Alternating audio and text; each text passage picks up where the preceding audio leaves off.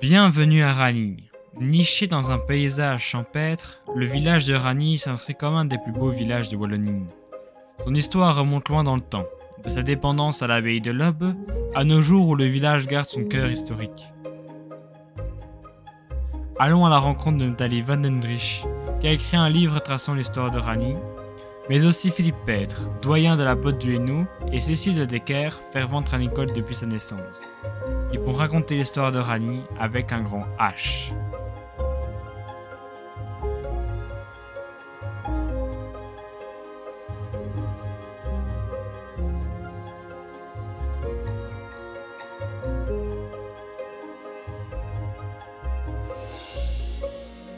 Retrouvons Nathalie Van den Driesch à la ferme du Chêne. Elle va nous raconter les origines du village.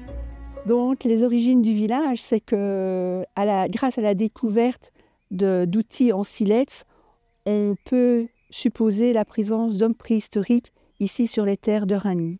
Alors, vers 665 à 1794, les terres fertiles de Rani étaient la dépendance de l'abbaye de Lobbes qui exploitait ces terres. Mais pour ce faire, il a fallu assécher et défricher le tout pour pouvoir permettre les cultures. Et les premières cultures se trouvaient ici, près du ruisseau du Marais, non loin de la ferme du Chêne, qui date du Moyen-Âge et qui se trouve ici derrière moi.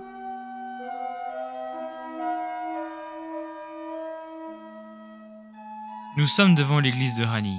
Modernisée au XVIIe siècle après un incendie, sa tour et sa nef ont résisté au sinistre et dominent le village depuis 900 ans.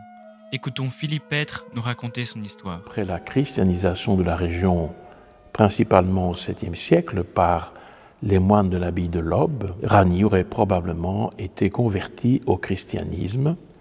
Et comme c'était la coutume à l'époque, où les paroisses appartenaient à des particuliers, la paroisse de Rani aurait appartenu à l'abbaye de Lobbes jusque à la Révolution française. Et donc, comme les moines étaient propriétaires et du village et de la paroisse, il était également de l'église, et il semblerait bien que le plus ancien lieu de culte connu aurait été édifié au XIIe siècle, de style roman probablement.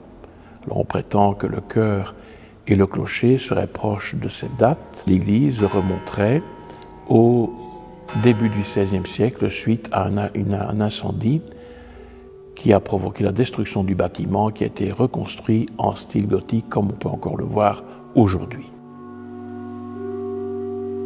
Nous partons de l'église pour aller à la ferme de la cour, retrouver Nathalie qui va nous parler de l'histoire de ce bâtiment. La ferme de la cour a été entièrement construite par l'abbaye de Lobbes. La cour signifiait auparavant justice, c'est-à-dire qu'à cet endroit, des personnes étaient jugées, parfois condamnées, puis emprisonnées dans cette tour qui date du XIIIe siècle. Elle était constituée de 3 étages. Il y avait un souterrain dans lequel étaient emprisonnées les personnes les plus récalcitrantes et les moins nanties. On leur donnait à manger notamment par un trou qui se situait au centre de la voûte du plafond.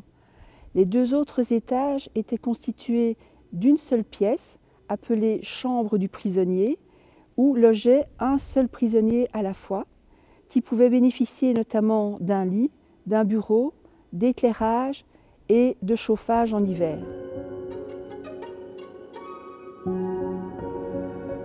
C'est au XVIIe siècle que le corps de logis et que la grange de la dîme furent construits.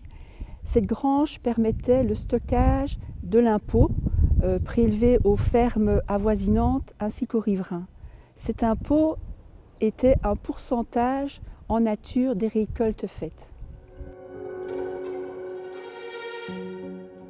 Donc, fin des années 90, la région wallonne acheta le bâtiment et entreprit d'énormes travaux de restauration.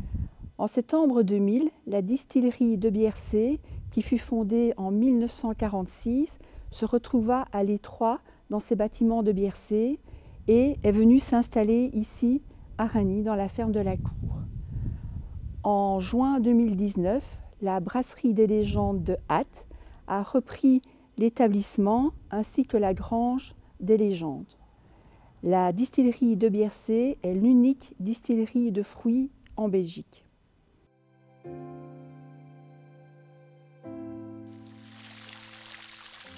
Après avoir écouté l'histoire de Rani, nous allons écouter Cécile, qui va nous parler de son enfance et la rencontre avec son mari pendant la guerre. Moi, je pensais, comme je suis une ranicole âgée, ou une vieille ranicole, comme tu veux, je pensais un peu te raconter le Rani d'avant. Comme je suis née en 1941, j'ai connu Rani avant, qui n'était pas tout à fait le même Rani que maintenant. L'enfance à Rani, ça n'a rien de spécial, hein, parce que ça c'était gai, parce que tu joues avec des copines et tout ça ici, mais l'adolescence, après, c'était pas vraiment marrant, parce que tu n'allais pas, tu ne sortais pas, tu n'allais pas dans des discothèques, tu revenais de pension le week-end, ou non, ben voilà, tu te retrouvais ici. Et à part les Ducasse et une fancy fair ou l'autre là-bas au foyer Saint-Véron. Donc, ma petite enfance, c'est au sortir de la guerre et une enfance toute simple, quoi.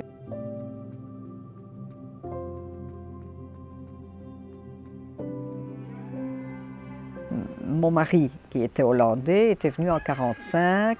Ici, il avait été accueilli à Rani et 5 autres, parce que les villes hollandaises n'étaient pas encore délivrées des Allemands, donc la Croix-Rouge avait organisé. Et lui voulait aller en Angleterre ou en Suisse, mais il n'y avait plus de place, donc on l'a mis ici à Rani. Un hasard, hein, ça ne devait jamais arriver normalement que je rencontre un Hollandais.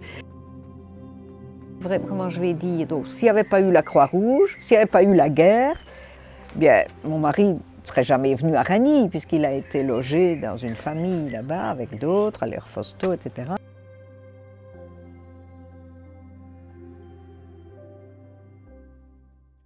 Rani est un village où le passé rencontre le présent.